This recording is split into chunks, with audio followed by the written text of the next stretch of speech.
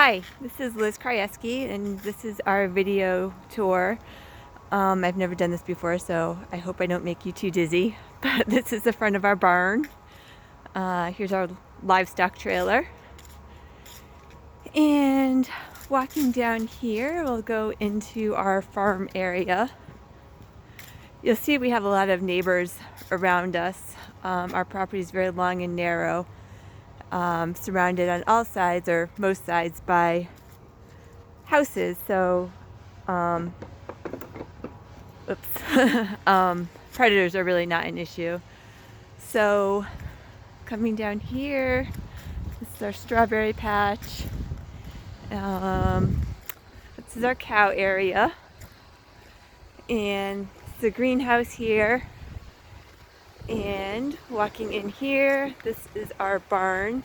I had hoped to get down here and clean it, but it was a hectic day at work, so I did not get a chance to clean it. These are our 3 goats here.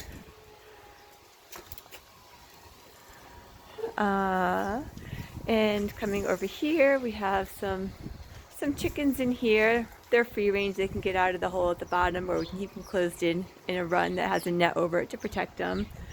We've also got a couple turkeys. And actually, I'm going to turn the lights on here so you can see the stall. This is where the donkeys would live. So we do put our goats in here on occasion when it's raining out. So ultimately, we would be creating a new run out for our goats, but yeah, this is where we kept our horses last winter. So it's a pretty big stall. I don't know if I can get a view of it, but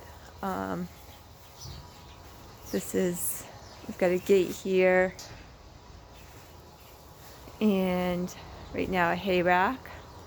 And then this is the run out. So you can see there's not a lot of grass in here, and we could weed whack what's in here, or just let the cows in here for a day and they'll clean it all out. This area also serves as our staging area for chopping wood, and it would continue to do so.